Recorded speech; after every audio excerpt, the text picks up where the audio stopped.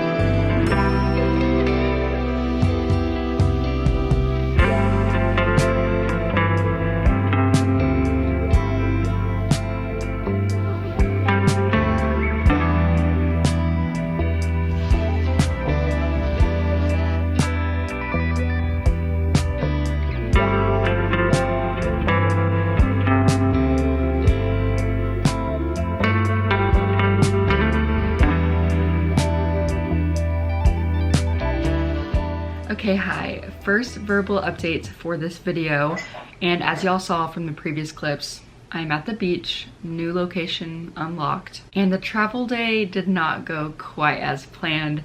It was kind of a whole ordeal, but as y'all saw, I started a book on audio. Finlay Donovan Digs Her Own Grave. I'm listening to this on Everand, and I have 2 hours left, so I just thought I'd explain how I'm enjoying this before talking about the other books I'm reading. As y'all know, I love the Finlay Donovan series. This is the 5th book. It actually just came out this month, and I'm so excited that I have it. So far, I'm enjoying it because the first book is my favorite, and then like the middle 3 were kind of not my faves. They all followed the same kind of like plot and conflict and the same people, and I was ready to get away from that. And this is the 5th book, and it definitely has not followed the same kind of drama. And so far, this book is really chill. Like, this book is putting the cozy and the cozy mystery. We're just like in the neighborhood, no specific location. And it's about her neighbor, Mrs. Haggerty, I think is her name. And I've always liked her, so I'm excited for the conflict in this book. It's going good so far. Then yesterday I decided to pick up All This Twisted Glory by Tahereh Mafi. This is the book that follows these two. I don't know if there's a name for this series, but I read This Woven Kingdom and loved it. I did not love the second book, These Infinite Threads, but I already owned this and I'm trying to get through my physical TBR, so I picked this up.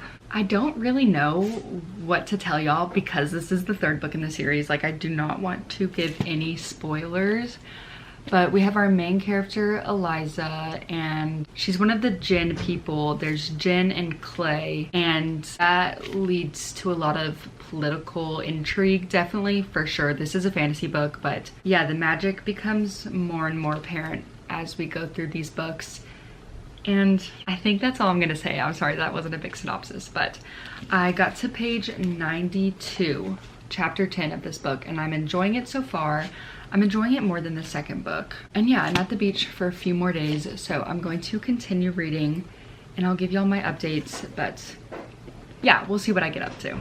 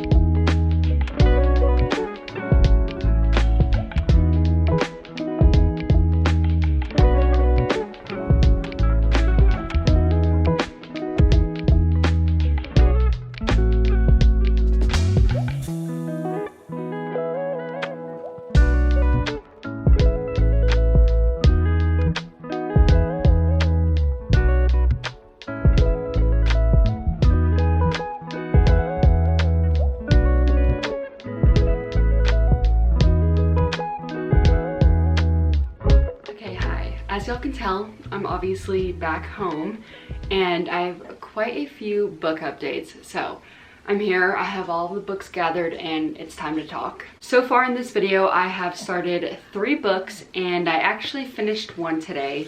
So let's talk about Finlay Donovan Digs Her Own Grave. Here is the cover. I actually really like it. Oh, I think it looks so good. And I don't know how much I introed this book, but it's a part of a series, and the first book is Finlay Donovan is Killing It. This is a cozy murder mystery series by Elle Cosimano, and I read the 5th book, so I have enjoyed the other books in the series. The first one was still the best in my opinion. Let me tell you all a brief synopsis on the first book because I feel like I haven't done that in a while. But we're following Finlay, and she is recently divorced. She has 2 kids and she writes suspense novels. And so the setup for this one is she's in like a Panera talking to, I think, her literary agent, and she's discussing her newest book, and somehow somebody overhears her and tries to hire her to take someone out, and she ends up getting involved.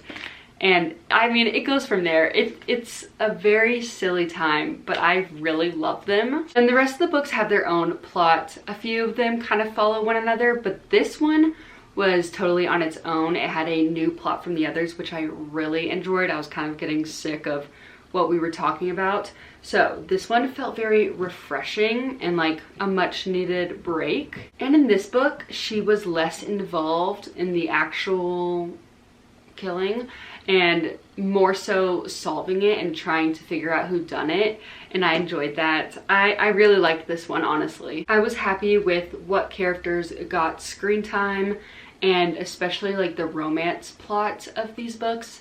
I've been the happiest here. So yeah, I started this book on my drive at the start of this video, and I ended it on my drive home, so that was perfect. I think I'm giving it a 3.75 stars, which I know is super picky, but I'm allowed to be picky, so yeah. Next book is All This Twisted Glory, and y'all have already heard me intro it and talk about my thoughts on these 2 books. So I'm just going to give you an update, and the update is that I'm on page 124. I honestly don't know how I balance 3 books at once. I don't think I usually do 3. I usually do 2. But they were just all such different genres that I think it just worked. But I'm actually really enjoying my time here, and I'm not going to prioritize this right now, but I'm very excited to get back to it. Now for the book I am prioritizing and I'm hoping to finish tonight, it is Lost and Lassoed. I'm so obsessed with this cover. This has got to be like one of my favorite covers I own. I love the style of these books. If you don't know, this is a part of the Blue Rebel Ranch series, I think. Rebel Blue Ranch, I think I said that wrong. But we have Done and Dusted and Swift and Saddled. I love these covers so much. Can't tell from the covers, these are cowboy romances, and I love to read these in the summer, but since I was on vacation, I was like, okay, I already have this like available through Libby. Let me go ahead and read it. And these books are so easy to read. They're so fast paced, and it was perfect for my vacation, honestly. Y'all know when you're reading a series and you get glimpses of other characters and you're like, I can't wait to see those 2 and their story? That is this with Teddy and Gus. Gus is the brother of the other 2 books like characters. So we had Clementine and Wes, and now we have Gus. They're part of the Ryder family, but our girl Teddy here is best friends with Clementine. So the trope here is best friend's brother, but the bigger trope here is enemies to lovers. And honestly, they're doing enemies right, in my opinion, like as much as you can do right in just a romance. I started this on the beach, but I read a lot on my flight. So I'm on page 228, which is so close to being done. I think I have less than 100 pages left, so I'm going to try and knock this out tonight, like I said. It's currently 8:35, so I definitely have the time for it. So enough talking, let's get to reading. I'm expecting this to be over 4 stars at this point, so we'll see.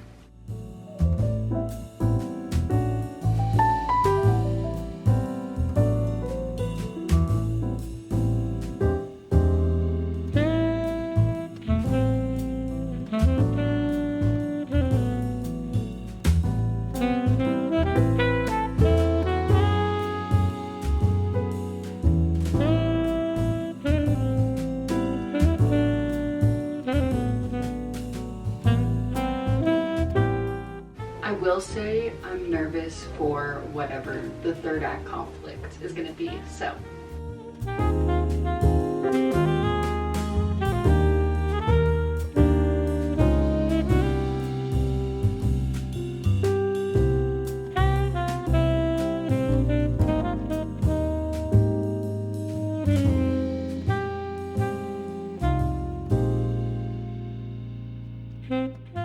As soon as I said to y'all that I was worried for the third act conflict, it literally happened, and I definitely should have seen it coming, but I mean, it kind of made sense. It feels unnecessary to have the same setup for every book. It kind of gets annoying, but I know that's just kind of how romances are. It was good. I don't know, the ending was like almost too long, but also rushed.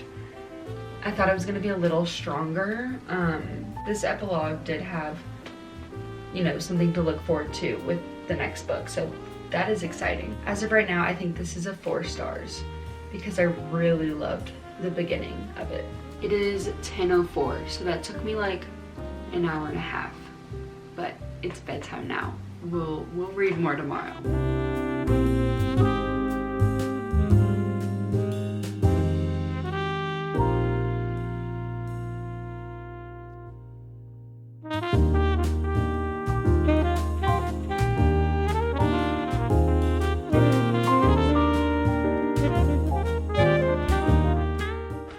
Library haul.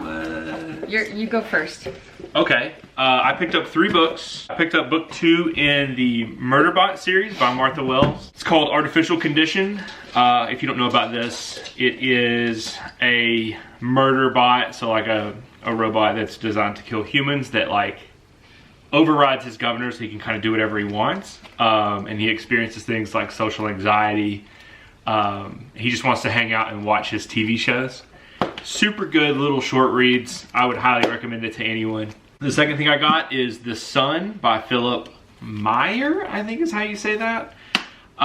This is like an epic Western that's kind of allegedly gory. Obviously I haven't read it yet, but it's supposed to be kind of brutal. So I've never read a Western, and this is the one that they had that was on my list of Westerns that everyone should read.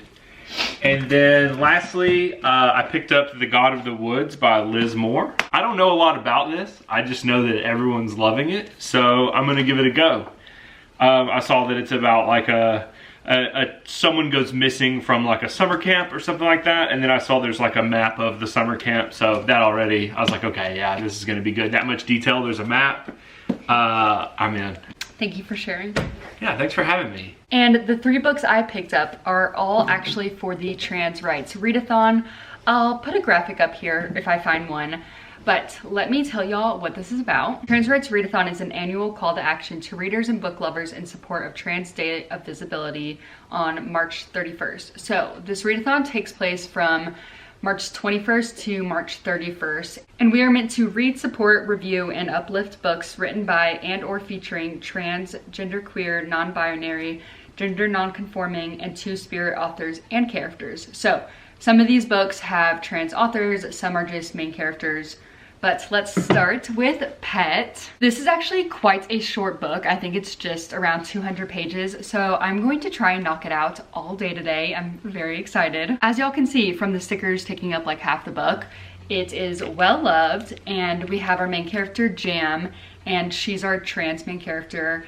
But she lives in this world where she's told there are no more monsters, but then Pet comes to hunt a monster. Pet is a creature made of horns and colors and claws who emerges from one of her mother's paintings and a drop of Jam's blood. Jam is fighting not only to protect her best friend, but also to uncover the truth and to answer the question, how do you save the world from monsters if no one will admit they exist?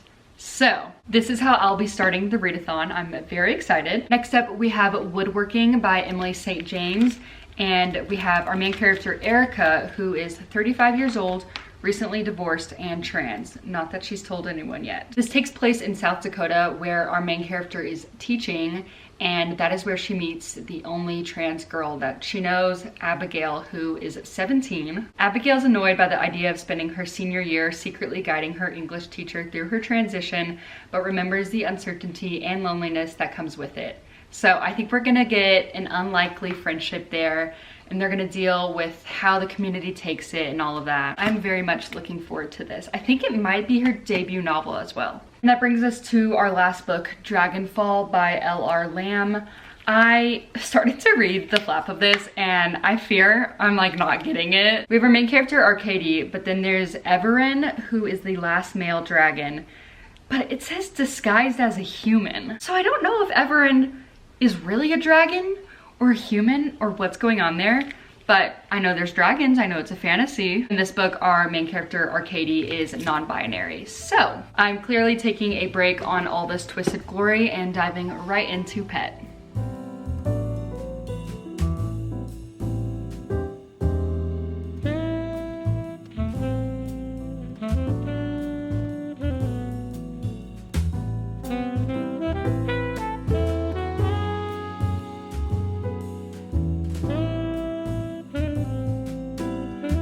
Just a quick update. Number one, I finished Pet and it took me a second to get into, but it was so good, and it is a young adult. And sometimes when you're reading young adult, it's like not too different from adult, but this book made me feel like I was in like middle school or something like that. I don't know how to describe it, but this book really did transport me into like what this character was feeling, and I really loved it. I totally understand the hype and why it has all the awards that it does. As y'all saw, I read it in one day. So I think there's a second book. Maybe it's called Bitter. Let me look actually. Oh, okay, yeah. So the second book is Bitter, which is the name of her mom. And this does say Pet 0.5, so I guess this is a prequel about her mom. Okay, now that I think about it, that actually makes a lot of sense with what we know about her mom. And that's exciting. I might audiobook that, honestly, but not in this video. But yeah, nothing but good things to say about this. Now let's talk about all this twisted glory. Finally, I got back to this. And I made it to page 207, which is part 2, which is scary. I know I just told you I'm halfway into this book, but it is going by so slowly. I think we've only had like one full day, maybe. It maybe hasn't even been a day. We are not missing a beat. We are there for every single conversation being had. Miss Tahira Mafi is showing us all of it and not just telling. This has been enjoyable. It has been a bit gory. Like there's some characters that are in some pain, and it is very descriptive, and it's hard for me to read, honestly. Oh, let me just say one thing. This is spoiler free, so I'm not naming any names, but one character is pissing me off. They do not need a POV. They can actually just exit the books. I've seen what I've needed to see, and I just don't need any more of them. Anyways, I'm reading this on my Kindle, and my Kindle says I have 4 hours left, so I don't know how accurate that is. I definitely get sleepy when I read, so it may be longer than that, but it's 6 p.m. Like I could try and finish this tonight if I wanted to. Let's just start reading and see what happens. I'll update y'all.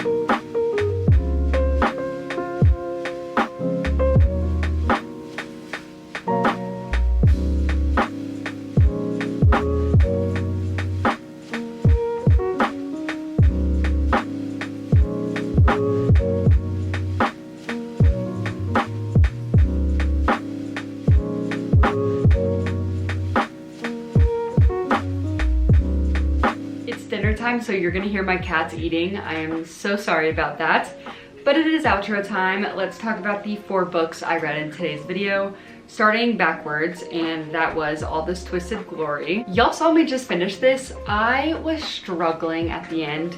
Like I told y'all, this has been graphic, and I mean, that means the author is doing a great job of being descriptive with her writing, but I was struggling for sure. Other than that, I also just wasn't super happy with the ending. I looked back on the book being like, what even happened here? This was totally like just a middle book, felt like filler, but at the same time, I like these characters and I love her writing, so I did enjoy it, which is so confusing. But like I was kicking my feet and giggling with our characters, and like the romance, it's hard to describe because what happened in this book? Yearning happened in this book. But also they didn't really have a lot of conversations, and I'm like, do y'all even know each other? Like I'm kind of, I'm conflicted for sure. I don't know what my rating is because I did enjoy it so much. So maybe like a 3.75, I really don't know. Next up is Pets, and y'all did hear my final thoughts on this, but I just have a few more things I wanted to add. One thing being that this was so much deeper and more meaningful than I thought it was going to be. And it doesn't say it on the flap, so I don't want to, you know, spoil that for y'all. It's cool going into the story and watching it unravel. So although it is young adult, it has a deeper meaning, and don't let that stray you from reading this book. Also, since I picked this up for the Trans Rights Readathon, I did want to briefly talk about that. This story featured a trans main character, but it wasn't the focal point, and there was only a few conversations that surrounded that topic. If you're looking for a book that does dive deeper, I did end up reading Woodworking, which I talked about in my library haul. I didn't film it for this video, which I should have, because it was so good. I'm between a 4.5 or 5 stars, I'm not sure yet, but it was amazing and definitely dives deeper into those topics. So just a shout out to that book as well. As for Lost and Lassoed, y'all know the third act conflict pissed me off, but I did really enjoy the relationship. Also, something I wanted to point out, because when I read Wild Love by Elsie Silver, I didn't love that it was a single dad romance, just because I felt like not enough care went into that. But this felt very intentional. The kid was there for a reason. I loved the dynamic between the mother and the father. They had a good relationship. It wasn't toxic, and we don't see that very much, so it was nice to see that represented. But with that being said, one thing I wish they would have explored more was Teddy's job. Teddy likes her job at the beginning of this book, and that situation kind of gets turned upside down, which is why she ends up nannying Gus's daughter, Riley. And it was brought up a few times of what she was going to do after the nannying gig was up in the summer, but we did not get to see that process through. I felt like it was just thrown into the epilogue as like, oh yeah, like I forgot about that. Like maybe that could have been the third act conflict. I don't know, that's just my 2 cents. And I don't have anything else to add for my Finlay Donovan review, so that concludes this video. Thank y'all so much for coming on vacation with me. I hope y'all had fun and enjoyed this video. I hope to see y'all in the next one. Bye guys.